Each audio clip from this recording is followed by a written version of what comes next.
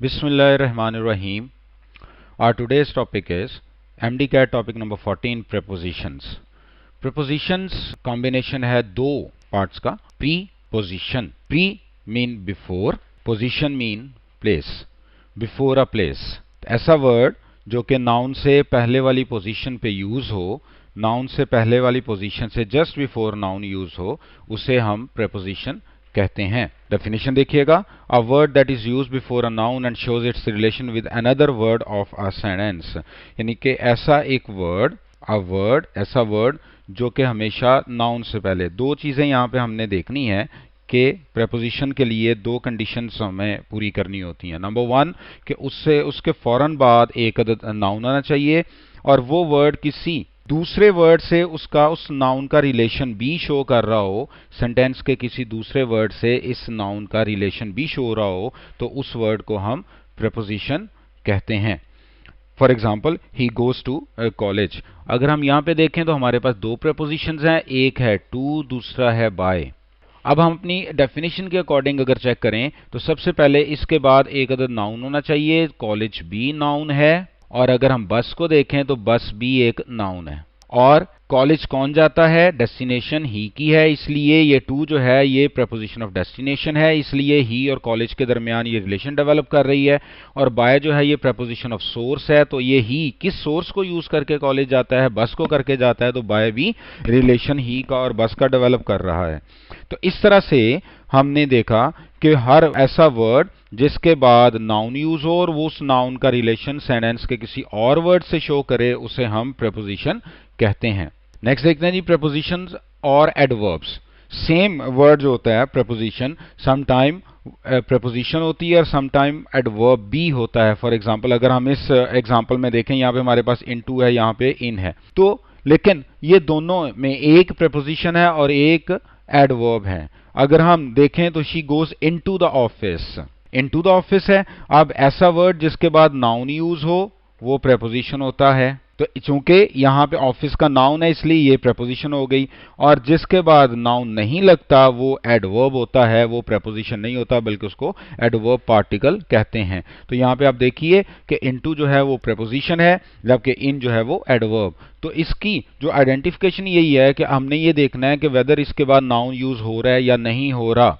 अगर नाउन नहीं यूज हो रहा तो वो एडवर्ब होगा और अगर नाउन यूज हो रहा है तो वो प्रेपोजिशन होगी. नेक्स्ट हम चलते हैं जी रूल्स ऑफ प्रेपोजिशन पे.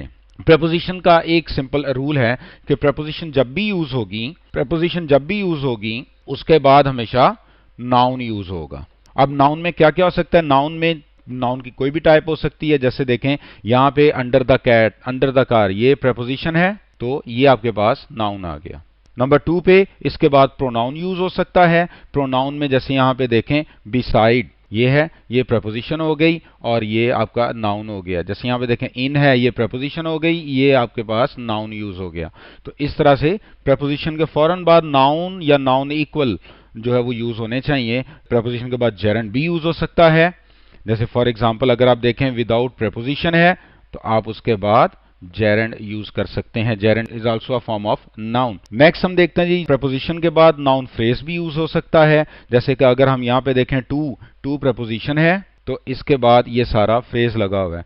फिर प्रेपोजिशन के बाद क्लॉज यूज हो सकता है. जैसे कि आप यहाँ पे देखिएगा कि अबाउट है, अबाउट के बाद वेयर से लेके ये एंड तक पूरा क्लॉज यूज हो रहा है. तो इस तरह से प्रेपोजिशन के बाद हम ये देख सकते हैं कि प्रेपोजिशन के बाद नंबर वन पे नाउन यूज होना चाहिए, प्रोनाउन यूज हो सकता है, जेरेंड यूज हो सकता है, फ्रेज यूज हो सकता है या नाउन क्लॉज यूज हो सकता है, जिसकी हमने एग्जांपल्स को देखा. अब नेक्स्ट हम देखते हैं कि टू एक ऐसी प्रेपोजिशन है जो कि नाउन के साथ साथ फर्स्ट फॉर्म ऑफ वर्ब को जिसको हम इन्फिनेटिव कहते हैं वो भी यूज करते हैं. जब ये एज एन इन्फिनेटिव का पार्ट होगा तो ये प्रेपोजिशन नहीं होगी और जब ये इसके बाद नाउन आएगा तो ये प्रेपोजिशन के तौर पे आएगी. For example he lock the door to keep ये इन्फिनेटिव है. और अगर हम सेकंड एग्जांपल देखें, Bashir gave 1000 rupees to Salman and me to go to the store. अब यहाँ पे अगर आप देखें ये टू प्रेपोजिशन है क्योंकि इसके बाद नाउन यूज हो रहा है. तो अगर टू के बाद नाउन यूज होगा तो वो प्रेपोजिशन होगी, अगर इसके बाद फर्स्ट फॉर्म ऑफ वर्ब होगा तो फिर ये इन्फिनेटिव बन जाता है. अदरवाइज प्रपोजिशन अपने बाद नाउन ही जो है वो हमेशा लेता है, नाउन की। और हमने ये सारे एग्जांपल देखेंगे नाउन की जगह पे क्या क्या यूज सकता है, नाउन भी, प्रोनाउन भी, जेरेंड, फ्रेज और क्लॉज के तौर पर। नेक्स्ट हम चलते हैं जी यूज ऑफ द प्रेपोजिशन पे। प्रेपोजिशन को हम 5 डिफरेंट स्टाइल में यूज करते हैं। सबसे पहले हम देखते हैं प्रेपोजिशंस को हम लोकेशन के लिए यूज करते हैं, फिर हम प्रेपोजिशन ऑफ लोकेशंस और उसके लिए 3 प्रेपोजिशंस होती हैं, इन, ऑन और एट। फिर हम प्रेपोजिशन को यूज करते हैं डायरेक्शन के अकॉर्डिंग, और जिसमें आती हैं हमारे पास 5 prepositions, in, into, on to और टूवर्ड्स। फिर प्रेपोजिशंस टाइम के लिए यूज होती हैं, प्रेपोजिशंस ऑफ टाइम कहते हैं उनको, और वो कौन कौन सी हैं जी, in, on, at, within, by, for, since, during, for, from और टू। फिर नेक्स्ट हम देखते हैं प्रेपोजिशंस ऑफ वर्ब के वर्ब के साथ कौन कौन सी प्रेपोजिशन, जिसको हम फ्रेजल वर्ब भी कहते हैं, कौन कौन सी प्रेपोजिशंस यूज हो सकती हैं, at, for, with, of, about and many more.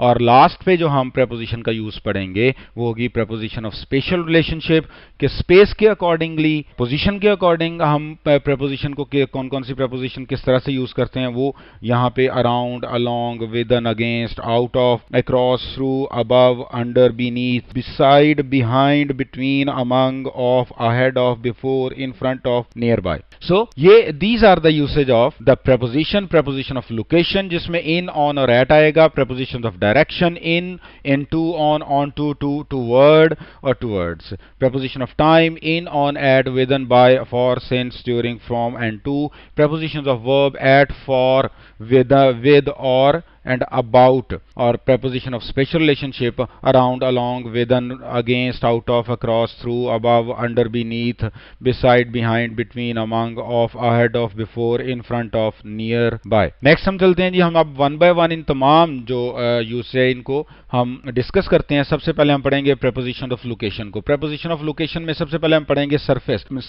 Preposition of location में सबसे पहले सरफेस के लिए हमेशा प्रेपोजिशन हमारे पास होगी ऑन, और ऑन जो होगी ये सरफेस के लिए यूज होता है कि ये हमें बताती है कि कोई चीज, let's suppose this is a road, ये रोड है और कोई एक पर्सन यहाँ पे रोड के ऊपर है, इस तरह से कि इसको कोई भी कवरिंग नहीं है किसी साइड से, तो ही स्टैंडिंग ऑन द रोड। तो ये ऑन जो होता है ये हमें बताता है, tales us that the following noun is located on a surface जो किसको एक साइड से टच कर रही हो, जैसे ऑन द टेबल है, ऑन द फ्लोर है, ऑन द चेयर है, ऑन द रोड है, तो इस तरह से सरफेस है। अब अगर हम इन एग्जांपल्स में देखें, जैसे ये जो बी है ये इस सरफेस के ऊपर है और कवर्ड नहीं है, इसलिए ये ऑन द कार्टून। और देन यहां पे अगर आप देखें तो ये कैट जो है ये भी इस बॉल के बिल्कुल ऊपर, सरफेस के ऊपर है, इसलिए ये भी ऑन द बॉल होगा। नेक्स्ट, तो इस तरह से जब भी कोई चीज सरफेस के ऊपर होगी तो उसके लिए हम ऑन यूज करेंगे।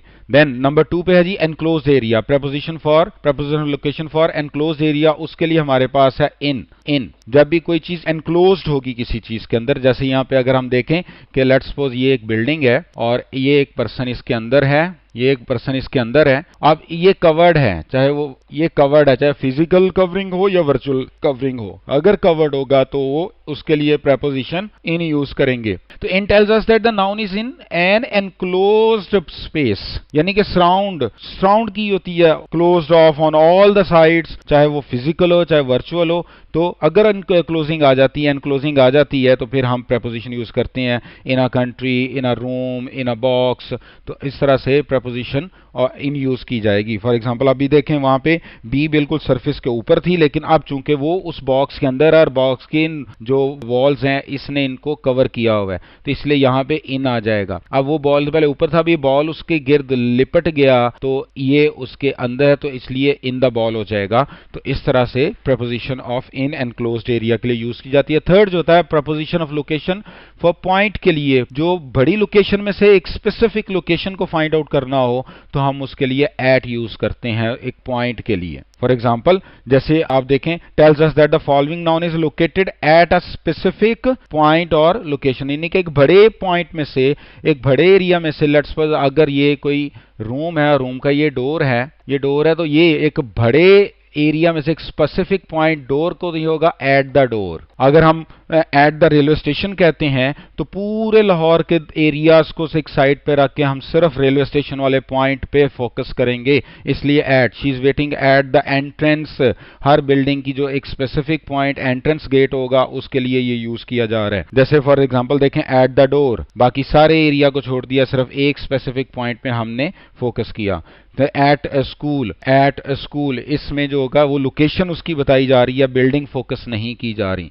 तो इस तरह से प्रेपोजिशन ऑफ लोकेशन हम तीन तरह से यूज करते हैं, सरफेस के लिए ऑन, एनक्लोज्ड एरिया के लिए इन, और पॉइंट के लिए एट। अब हम देखेंगे कि एट और इन में, एट वर्सेस इन में क्या डिफरेंस होता है। जैसे she is at the library और she is in the library. अब अगर हमने फोकस करना हो लोकेशन पे तो हम एट यूज करेंगे, अगर हमने फोकस करना हो बिल्डिंग पे तो हम इन यूज करेंगे। जैसे the emphasise is on the location and the type of place she is. तो अब पूरे स्कूल में जो आप एरिया को अगर हम कहते हैं she is at the library, तो पूरे स्कूल के क्लासरूम्स को, ऑफिसेस को छोड़ के सिर्फ हम फोकस करेंगे उसके लाइब्रेरी वाले पॉइंट पे, इसलिए एट। लेकिन अगर she is in the library में है तो हमें ये देखना है कि जो फोकस होगा वो the type of building she is इन, तो वो लाइब्रेरी की जो बिल्डिंग है, जिस बिल्डिंग में लेट्स सपोज ये अगर लाइब्रेरी की बिल्डिंग है तो वो इस बिल्डिंग के अंदर है। तो इस तरह से अगर बिल्डिंग को फोकस करना होगा तो हम इन यूज करेंगे, अगर लोकेशन को फोकस करना होगा तो हम एट यूज करेंगे। I put an egg on, अब यहाँ पे देखें ये प्रेपोजिशन है, इसके बाद द पेपर इज ऑन ये प्रेपोजिशन है, फिर इन अ होटल ये प्रेपोजिशन है, इसके बाद अगर देखें Hasnain is waiting for you, for preposition है, ठीक है। At the bus stop, bus stop जो एक फिक्स पॉइंट होता है। इसी तरह से live on the 7th floor at 21 Oxford Street in London. तो अब ये देखें कि सारी ये प्रपोजिशंस हम इसी तरह से यूज करते हैं। अब ये हमने एट, इन और ऑन को कुछ समराइज किया है। देखिए सबसे पहले कॉर्नर के लिए at a corner, at the bus stop, at the door, at the top of the page, at the end of the road, at the entrance, at the cross road, at the front desk. इसी तरह से इनको देखते हैं, in a garden, in London, in France, in a box, in my pocket, in my wallet, in a building, in a car, on the wall, on the ceiling, on the door, on the cover, on the floor, on the carpet, on the menu and on a page। तो इस तरह से ये एक chart में हमने on, in और at को डिस्क्राइब किया। नेक्स्ट हम चलते हैं जी prepositions ऑफ डायरेक्शन पे। prepositions ऑफ डायरेक्शन में सबसे पहले हम देखेंगे movement to a surface. Movement to a surface के लिए हम दो prepositions यूज करते हैं, on to और ऑन। ऑन को हम ऑलरेडी डिस्कस भी कर चुके हैं और ऑन टू को अब यहाँ पे हम डिस्कस करेंगे। इसके लिए सबसे पहले हम ये देखते हैं कि ऑन टू को हम डायनामिक प्रेपोजिशन भी कहते हैं, क्योंकि इसमें मूवमेंट इन्वॉल्व होती है। For example the cat jumped onto the sofa, jumped onto the sofa। Let's suppose अब यहाँ पे देखें ये एक लेट्स सपोज ये एक टेबल है, ये उसकी सरफेस है। एक पर्सन अगर यहाँ पे खड़ा है, वो यहाँ से मूव करके जंप करके सरफेस के ऊपर आ जाता है, तो वो होगा ही जम्प्ड onto the टेबल। अब यहाँ पे अगर वो आ गया और इस सरफेस के ऊपर ही मूव करता जा रहा है, इस सरफेस के ऊपर ही मूव करता जा रहा है, तो now he is jumping on the table, क्योंकि सरफेस अब चेंज नहीं हो रही, पोजीशन चेंज नहीं हो रही, लेकिन एक ही सरफेस के ऊपर। द कैट ले ऑन द सोफा, आप देखें इसमें मूवमेंट नहीं है, ऑन में मूवमेंट नहीं है, लेकिन ऑन टू में मूवमेंट होती है। तो इस तरह से मूवमेंट टू अ सरफेस, जब हम एक सरफेस से जंप करके मूव करके किसी दूसरे सरफेस के ऊपर जाते हैं तो फिर हम ऑन टू यूज करते हैं। फॉर एग्जांपल ये देखें, ये पर्सन नीचे था, इसने मूव किया और इसके ऊपर आ गया, तो he is onto the chair. अगर यहाँ पे बॉल था, बॉल ने यहाँ से सरफेस के ऊपर आ गया, तो ये the ball is getting onto the box. अब लेकिन अगर इस पोजीशन को अगर चेक करें, ये अब ऑलरेडी आ चुका हुआ है, नाउ ही इज ऑन, अब मूव नहीं कर रहा, अब ये मूव नहीं कर रहा, अब ये सिर्फ इस सरफेस के ऊपर है, इसलिए ऑन। लेकिन चूंकि अगर इसमें देखें तो ये चूंकि अब मूव करके एक सरफेस से दूसरे सरफेस की ऊपर वाली जो सरफेस है, सतह, उस पे जा रहा है, इसलिए यहाँ पे ऑन टू आना चाहिए था। तो इसलिए ऑन टू में और ऑन में फर्क है। देन हम देखते हैं, देन हमारे पास है movement towards an enclosed area. अब जब एनक्लोज्ड एरिया आता है तो फिर इन और इनटू ही आना चाहिए था। तो इनटू भी जो है वो डायनामिक है, डायनामिक प्रेपोजिशन है।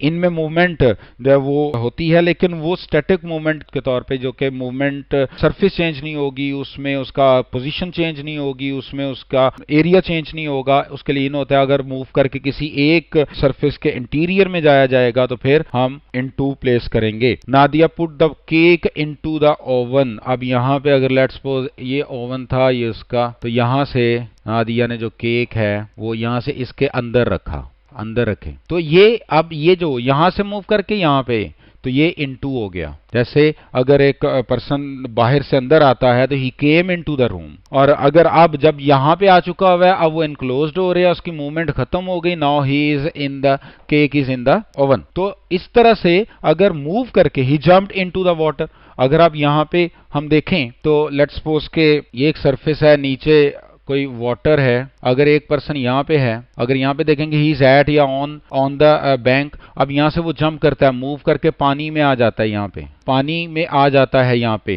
तो he jumped into the river, move किया, मूव करके उसने सरफेस चेंज की। अब यहाँ पे जब आ चुका है नाउ, अब वो पानी में है, अब आगे वो कहीं मूव नहीं कर रहा है, इसलिए now he is in the water. तो इस तरह से हम movement towards an enclosed area में इन और इनटू को डिस्कस करते हैं। जैसे ये देखें यहाँ पे बच्चे ऑलरेडी पानी के अंदर है, कवर्ड है, इसलिए now they are in the water, और चूंकि ये यहाँ पे थे इसने इन जंप करके पानी में जा रहे हैं, दे जम्प्ड इनटू द वाटर।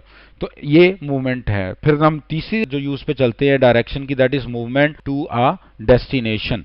अब यहाँ पे देखें कि टू और टूवर्ड में सबसे पहले डिस्टेंस है। अगर हमारा पर्पस डेस्टिनेशन को शो करना है तो हम टू यूज करेंगे, और अगर हमारा पर्पस मूवमेंट की सिर्फ डायरेक्शन को बताना है तो फिर हम टूवर्ड यूज करेंगे, toward and towards. When I saw Jamil he was walking toward the office, यानी कि ये उसकी मूवमेंट को, कि वो ऑफिस की तरफ जा रहे हैं, ऑफिस गया अभी पहुंचा नहीं है, वो उसकी जो मूवमेंट की डायरेक्शन थी वो ऑफिस की तरफ थी, ठीक है। They will drive to Lahore, अब देखें ये है उनका डेस्टिनेशन, जब वो ड्यूरिंग द वीकेंड, तो जब ये टू आ गया तो इसका मतलब है वो जा ही लाहौर रहे हैं। तो अगर आपने मंजिल बतानी है तो फिर टू यूज करेंगे, अगर आपने सिर्फ मूवमेंट की डायरेक्शन को बताना है तो फिर हम टूवर्ड और टूवर्ड्स यूज करेंगे। जैसे ए टू बी का मतलब है A arrived at B, A toward B का मतलब होता है A is on the way to B. For example देखें, the ball is going toward the box, अब ये बॉल जो है इसकी तरफ, बॉक्स की तरफ इसकी मूवमेंट की जो है वो डायरेक्शन, तो आपने सिर्फ मूवमेंट बताना है। जैसे यहाँ पे देखें बॉल होल में जा रही है, तो ये भी टूवर्ड हो गया। तो अगर हमने डेस्टिनेशन बतानी है तो टूवर्ड होगा, अगर टू होगा, और अगर हमने डायरेक्शन बतानी है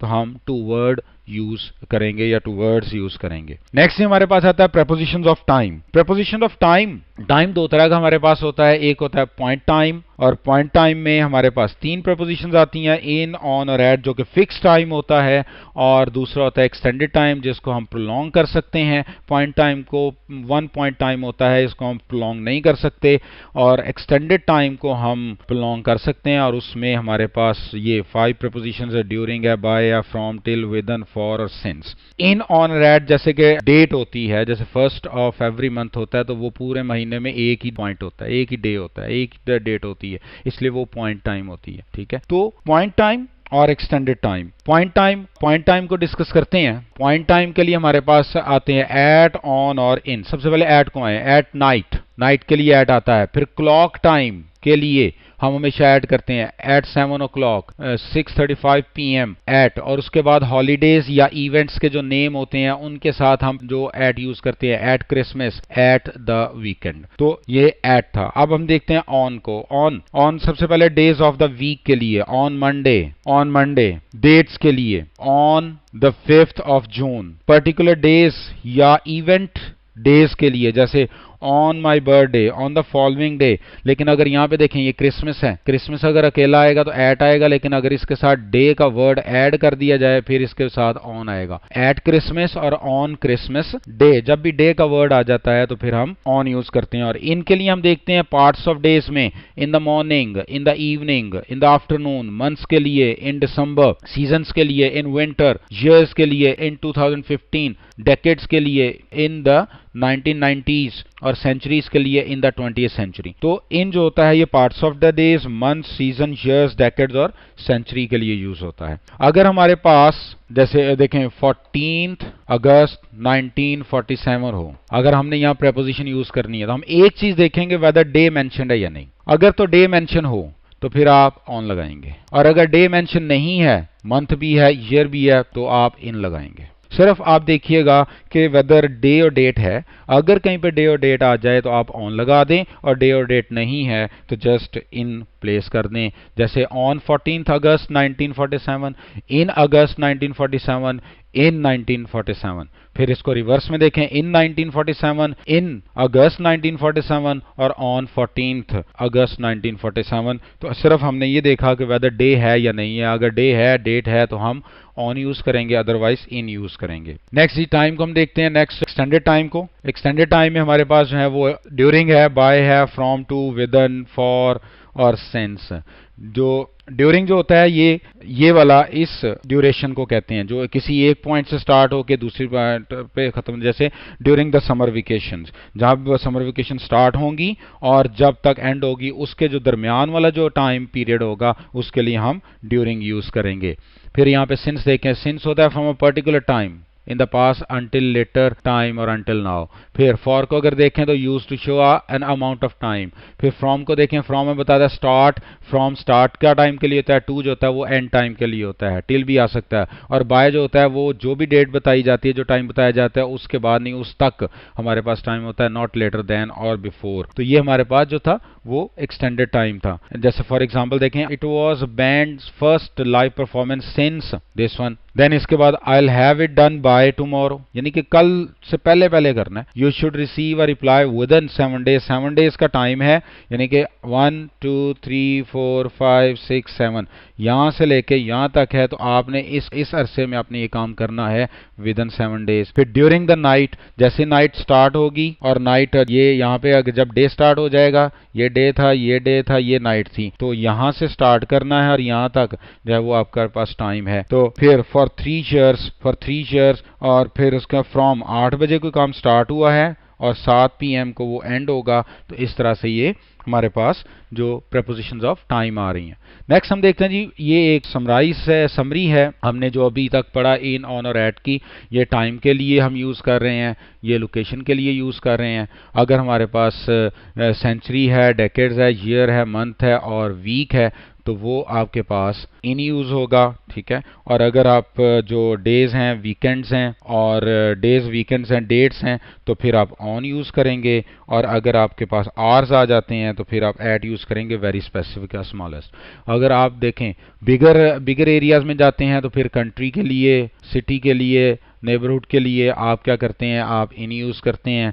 अगर आप स्मॉलर की तरफ जाते हैं तो फिर स्ट्रीट्स हो गई, कॉर्नर, और उसके लिए ऑन आता है। और अगर स्मॉलेस्ट पे चले जाते हैं तो फिर एट यूज़ करेंगे, वेरी स्पेसिफिक एड्रेस जो है योर स्टोर है। तो इस तरह से ये जो है हमने जो अभी तक पढ़ा उसको समराइज किया गया। नेक्स्ट हम चलते हैं जी, हमारे पास आता है prepositions of verbs. Preposition of verb जो होता है, इसका एक क्या फंक्शन होता है कि इस प्रेपोजिशन ने वर्ब के ऑब्जेक्ट को इंट्रोड्यूस करवाना होता है, इसका ये फंक्शन होता है। For example, definition of preposition verb is a combination of a verb and preposition, यानी कि ये वर्ब प्लस प्रेपोजिशन होता है। इसको हम फ्रेजल वर्ब भी कहते हैं, followed by a preposition. Some verbs require specific preposition to be used after them in a sentence. The combination of such a verb and required preposition is called prepositional verb and phrasal verb. अब अगर हम यहाँ पे देखें कि waiting for, knocking at, listening to, ये objects हैं, ये इंट्रोड्यूस करवा रही हैं। believe in God, ये ऑब्जेक्ट्स हैं, तो इनका फंक्शन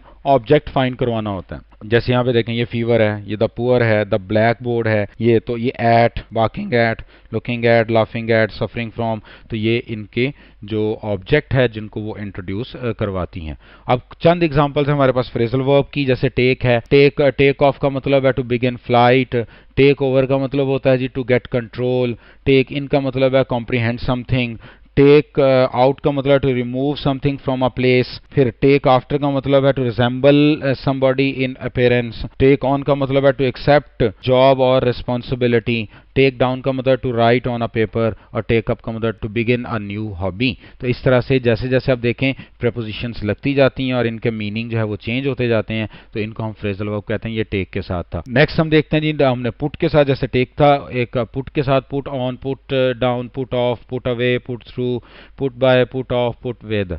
नेक्स्ट हम देखते हैं जी, हमारे पास है वर्ड लुक है, look out, look on, look in, look for, look up, look back, look to, look through, look after, look round, look forward to, to look ahead. तो ये अब मीनिंग और इनकी एग्जांपल गिवन है इसके साथ साथ। फिर हमारे पास नेक्स्ट आता है जी रीड के साथ, read something back, to read something again. Read on का मतलब होता है टू रिसर्च, रीड फॉर का मतलब होता है to study for something. Reach over और थ्रू का मीनिंग है to read something quickly for the big from the beginning to the end. Read into का मीनिंग है to believe that a situation has a particular important. और believe of का मतलब क्या